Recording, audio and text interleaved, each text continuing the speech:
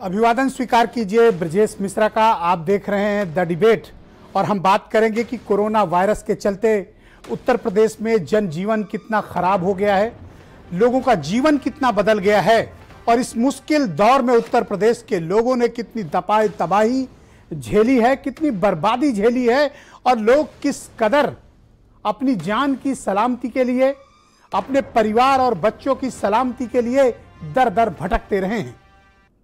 मैंने पहले भी कहा है और आज मैं ताजा सबूतों के साथ आपके समक्ष फिर कुछ तस्वीरें प्रस्तुत करूंगा, कुछ वीडियोस दिखाऊंगा और यह साबित करने की हम कोशिश करेंगे कि उत्तर प्रदेश के भीतर ग्रामीण स्वास्थ्य सेवा पूरी तरह से ध्वस्त है।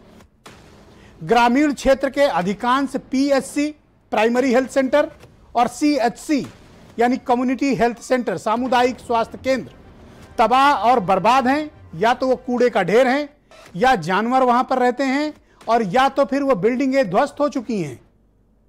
इस कदर खराब हालत उत्तर प्रदेश के ग्रामीण सरकारी अस्पतालों की है कि बहनों भाइयों हम आप कल्पना नहीं कर सकते हैं।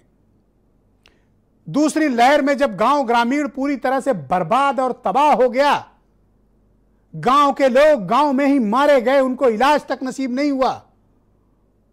यह बताने और यह दिखाने के लिए पर्याप्त है कि गांव के सरकारी अस्पताल इस कदर बेहाल थे, इस कदर बदहाल थे कि उन्हें खुद इलाज की जरूरत है। मैं जानना चाहता हूं और राज्य की हुकूमत को इस बात का जवाब देना चाहिए, विशेष तौर पर टीम 11 को, कि वो 411 दिनों तक चली बैठक के बाद उत्तर प्रदेश के ग्रामीण क्षेत्र के सरकारी अस्पतालों को बेहतर क्यों नहीं कर पाए। पीएचसी और सीएचसी में डॉक्टर्स, पैरामेडिकल स्टाफ और हेल्थ वर्कर्स क्यों नहीं हैं। यहां पर जानवरों का डेरा क्यों है जहां आदमियों का इलाज होना चाहिए। यहां आवश्यक मूलभूत सुविधाएं क्यों नहीं हैं जहां पर डॉक्टरों की टीम इलाज के लिए होनी चाहिए थी। जब समस्या हमारे समक्ष विद्यमान थी तब हमने ध्यान क्यों नहीं दिया और हमने इस बात की ताकीद क्यों नहीं की और तैयारी क्यों नहीं की कि उत्तर प्रदेश के अस्पतालों की यह हालत है। कौन मरीज जाना चाहेगा इन टूटे खंडहर बिल्डिंगों में? कौन इलाज कराना चाहेगा जो खुद बीमार, ध्वस्त और खराब हालत में है? जहां इलाज के लिए लाल पीली गोली तक नसीब नहीं है, उन जगहों पर जो कूड़ा घर बन चुके हैं, ये हैं उत्तर प्रदेश के सरकारी अस्पताल जो गांव में हैं। मैं आप सबसे अनुरोध करता हूं जो लाखों की तादाद में इस डिबेट में जुड़े हैं कि जरा अपने आसपास के गांवों के प्राथमिक और सामुदायिक स्वास्थ्य केंद्रों की तस्वीरें खींचिए, सोशल मीडिया पर डालिए, सरकार को टैग करिए, अपने विधायक, सांसद और मंत्री को टैग करिए और उसको बताइए कि कोरोना की इस भयानक दूसरी लहर में हमारे सरकारी अस्पतालों की यह बुरी हालत है। बड़े बड़े दावे करने वाली सरकार अपने राज्य के नागरिकों को, विशेष तौर पर गांव गरीब के लोग, गांव में कौन रहता है? गरीब लोग रहते हैं, किसान रहता है, मजदूर रहता है, वो लोग रहते हैं मजबूरी में अब गांव में जो शहर नहीं आ सकते, जो शहरों तक नहीं आ पाए, वो गांव में पड़े हैं इस वक्त और वो तिल तिल कर मरने को मजबूर है।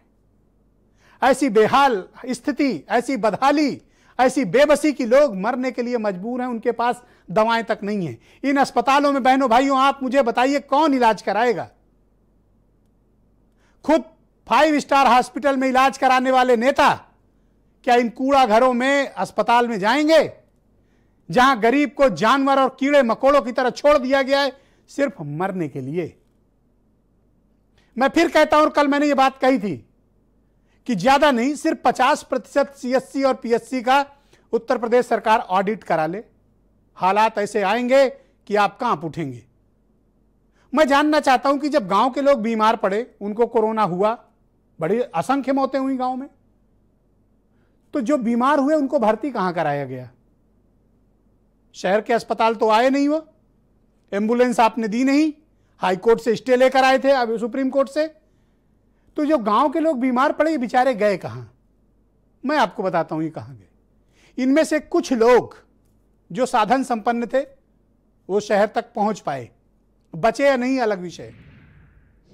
जो कम साधन संपन्न थे वो किसी तरह जिला अस्पताल पहुंच पाए और जिनके पास साधनों की कमी थी वो गांव में ही तड़प तड़प कर मर गए।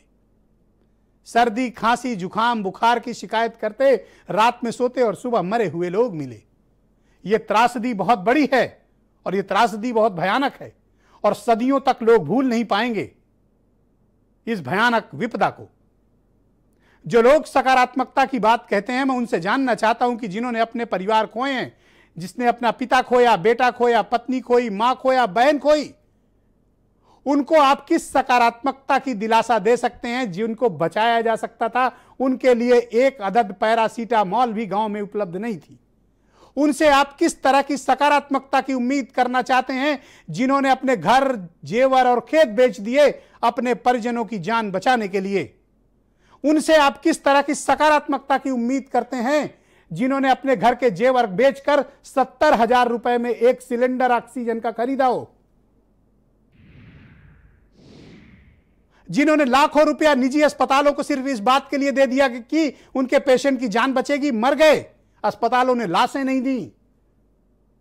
जब तक घर, जेवर, खेत बेचकर गरीब ने पैसे निजी अस्पताल को नहीं दे दिए। सरकार हमारी यह दावा करती रही कि हम निजी अस्पतालों में भी फ्री इलाज देंगे, लेकिन यह सिर्फ बयान देते रहे और बयान से काम नहीं चलता है, शासनादेश से काम चलता है। और उत्तर प्रदेश की सरकार को यह बताना चाहिए कि कितने प्राइवेट हॉस्पिटल को या कितने लोगों के इलाज को उसने रिइंबर्समेंट किया है। इसकी जांच हो और इसको सार्वजनिक किया जाए।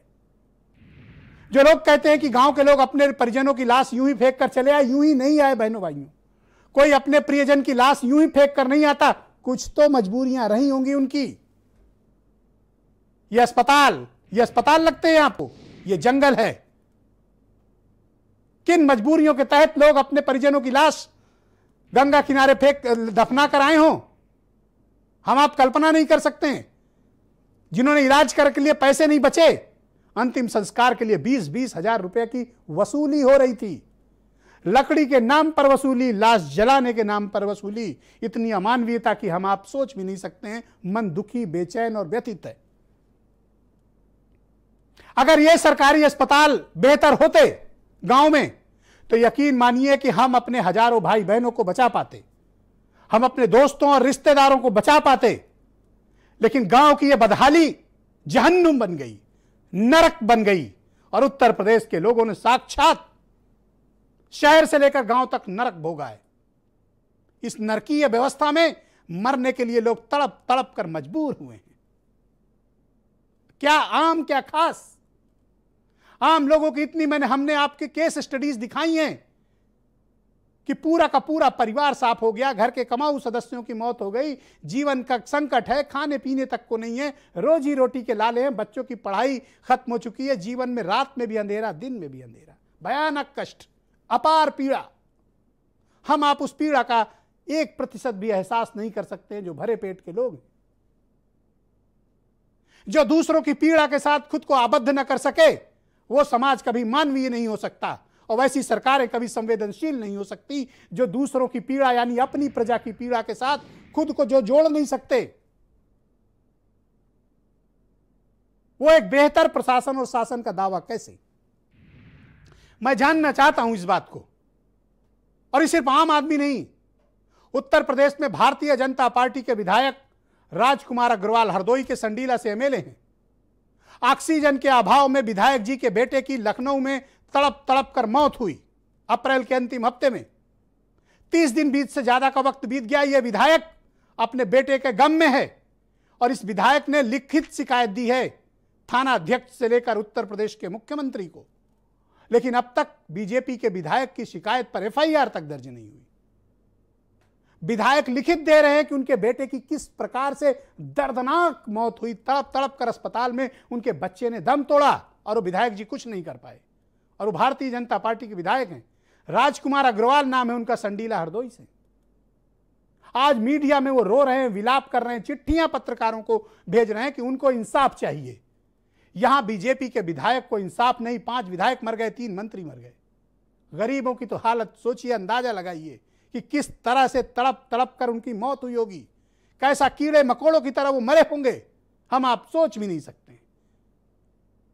जिस गांव में एक मौत हो जाती है पूरा गांव सदमे में रहता है। ऐसे ऐसे गांव हमने देखे हैं जहां एक एक दिन में 6-6, 9-9, 13वीं हुई है, लाशें उठी हैं, अर्थियां उठी हैं। यह सदी की सबसे बड़ी भयानक घटना है। और अफसोस की बात यह है कि सरकार के पास ना तो पहले कोई नीति थी, ना कोई पहले विजन था, ना अब कोई विजन है। और अब जो आने वाला वक्त है वो आपके लिए और ज्यादा खतरनाक है।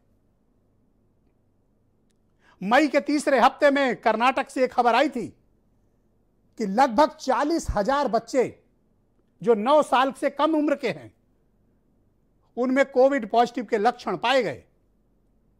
यह मई तीसरे हफ्ते की खबर है, 20 से 21 मई के आसपास की। 40,000 बच्चे पाए गए 9 साल से कम उम्र की। दिल्ली में भी नए वेरिएंट मिलने के मामले आ रहे हैं। यह पर्याप्त है बताने के लिए कि आने वाला वक्त आसान नहीं है। कोरोना की तीसरी लहर मुंह बाए खड़ी है, महादैत्य की तरह। और इस बार संकट में कौन है? हमारे आपके बच्चे। पहली लहर में बड़े बुजुर्ग, दूसरी लहर में हम आप, और तीसरी लहर में हमारी आपकी मौजूदा पीढ़ी, बच्चे हमारे आपके, आने वाली नस्लें। क्या इस मौजूदा स्वास्थ्य व्यवस्था में हम आप अपने बच्चों को बचा पाएंगे? कल्पना करिए वो मंजर जब इसी लखनऊ, कानपुर, बनारस, बरेली, प्रयागराज, नोएडा, मेरठ, आगरा, इन सब जगहों पर लोग ऑक्सीजन के लिए तड़प तड़प कर सड़कों में दम तोड़ रहे थे। आम आदमी से लेकर करोड़पति तक को मैंने सड़क पर मरते देखा है। ईश्वर न करे ऐसी स्थिति तीसरी लहर में आई तो हमारे आपके बच्चों का क्या होगा? कुछ लोग कहते हैं मैं उन्हें डराना चाहता हूं, तो अगर अब नहीं डरोगे तो कब डरोगे? इतनी लाशें भी अगर तुम्हें नहीं डराती हैं, नहीं समझाती हैं, तो फिर आप जड़ बुद्धि हो चुके हैं, आप पत्थर दिल हो चुके हैं, आप एक नासमझ हैं और आपके अंदर बुद्धि विवेक नहीं बचा है। अगर आप भी अब भी परिस्थितियों को समझना नहीं चाहते हैं तो इस अवधारणा से निकलिए बहनों भाइयों। तीसरी लहर अगर आई तो हमारे आपके लिए भारी मुसीबत का कारण बनेगी, क्योंकि सरकार सिर्फ बयानों पर चीजें उपलब्ध कराती है। ग्राउंड पर क्या हालात है, अच्छे से अच्छी औकात वाले लोगों ने अपनी अपनी हैसियत 5 अप्रैल से लेकर 10 मई के बीच देख ली है। उत्तर प्रदेश के भीतर जिसकी जो औकात है, सबको अपनी अपनी औकात का अंदाजा लग गया कि एक ऑक्सीजन सिलेंडर और एक बेड दिलाने में सबको पता चल गया कि किसकी क्या क्षमता है। झूठे भ्रम में मत रहना। वास्तविकता जब महादैत्य के रूप में सामने आती है तो बहुत विकराल होती है। तूफान की ताकत बहुत बड़ी होती है बहनों भाइयों, और आपके पास 3 विकल्प होते हैं, या तो तूफान से टकराइए, या तूफान के ऊपर से निकल जाइए, और या शुतुरमुर्ग की तरह सर गाड़ लीजिए। जो करना है तूफान ने करना है। बहादुर लोग वो होते हैं जो तूफान का सामने से मुकाबला करते हैं। तो क्या हमारी सरकारें और समाज सामने से मुकाबला करने की स्थिति में है? मौजूदा स्वास्थ्य व्यवस्था को देखकर लग रहा है नहीं, हम नहीं हैं, और हमें किसी भुलावे में भी नहीं रहना चाहिए, क्योंकि जिस प्रकार का भयानक, खौफनाक, गमजदा मंजर हमने देखा है 5 अप्रैल से 10 मई के बीच, हिंदुस्तान का इतिहास और आने वाला वक्त कभी भूल नहीं पाएगा कि लोगों ने किस प्रकार से अपनों को खोया है। वो तड़प, वो बेबसी, वो लाचारी, वो गम, वो आंसू, वो पीड़ा। इसके बाद भी कुछ लोग कहते हैं कि सकारात्मक रहिए। क्यों? ताकि उनकी अयोग्यता पर सवाल न हो, उनकी नाकामी पर सवाल न हो। वो कितने अक्षम और नाकाम और असफल हैं इस पर बात न हो। बात होनी चाहिए। और जो गांव के लोगों की पीड़ा है वो आपको रुला देगी। मैं चाहता हूं कुछ बयान सुने आप, फिर मैं एक बड़ी डिबेट को आगे बढ़ाऊंगा। हमारे बेटे को पहले बुखार चढ़ा, फिर खांसी उठी और खकार गिरन लगा। वैसे कई बीमारी आती है और कुछ नहीं आता। इधर ही डॉक्टरन पे दिखाया से कहीं मेडिकल ले जा, मेडिकल से मेडिकल ले गए। मेडिकल रात भर डरा रहा, दिन भर डरा रहा, और का पर्चा भी नहीं बना। एक जैसे तैसे पर्चा बना था। हम मताई बिट गए थे, वो उते जाओ, वो का गेट न जाओ, मोड़ी रह गई। संध्या वक्त ले गए 5-6 बजे से बस। ऑक्सीजन फेंक दा का करता फिर उन्हें पता ही नहीं था। तो यहाँ कोई ना डॉक्टर है ना कंपाउंडर है ना कोई व्यवस्था है। यहाँ देख के जो कांच वाँच खिड़कियों में लगे हुए हैं टूटते हैं तो बड़ा दुख होता है। गंदगी हॉस्पिटल की देख सकते हैं, पिछले 2 सालों से हॉस्पिटल बंद पड़ा हुआ है, यहाँ कोई भी नहीं आ रहा है। कोरोना में जो हमारे ग्रामीण एरिया के जो निम्न कास्ट के लोग थे उनको काफ़ी परेशानी हुई। कोरोना के समय क्या है, ये तो 10-12 साल से बंद है। बाकी ना तो यहाँ डॉक्टर की सुविधाएं हैं और जो भी गांव में बीमार होते हैं वो प्राइवेट में जाते हैं, प्राइवेट में ज़्यादा खर्चा लगता है। सभी जितने भी मर रहे हैं बस सब फिर कोरोना नहीं मरे, कम से कम 20-30 तो हो गए होंगे, ज़्यादा भी हो गया। इलाज हो नहीं पाता, सारे मरीज दवा के लिए परेशान रहते हैं, इलाज के लिए परेशान रहते हैं। सारे मरीज अपनी दवा के लिए प्राइवेट क्लिनिक, प्राइवेट डॉक्टरों का सहारा लेते हैं। यहाँ पर अभी तक किसी भी एएनएम की यहाँ पर नियुक्ति नहीं हुई और यहाँ पास पड़ोस के जो क्षेत्र के लोग हैं, ज़्यादातर जो औरतें प्रेग्नेंट उनको ज़्यादा दिक्कत होती। ये गांव की वो तस्वीर है जो टेलीविज़न चैनल्स नहीं दिखाते हैं, जो समाचार पत्र नहीं छापते हैं और जो सरकारों को पता है लेकिन सरकार उधर ध्यान नहीं देना चाहती है। हम ये कोशिश कर रहे हैं कि हम गांव गरीब अंतिम पायदान पर खड़े व्यक्ति की तकलीफ हुकूमत तक पहुंचाएं, सरकारों तक पहुंचाएं। सरकार समझ जाए तो बहुत अच्छा, ना समझे तो भी सही है, क्योंकि जनता को तय करना है कि उसे उसके लिए क्या बेहतर है। हमारा काम है सच को निकाल कर लाना, टेलीविज़न के पर्दे पर आपके समक्ष प्रस्तुत करना। आज की डिबेट में अशोक पांडे भारतीय जनता पार्टी के प्रवक्ता हैं, मुझे ज्वाइन कर रहे हैं।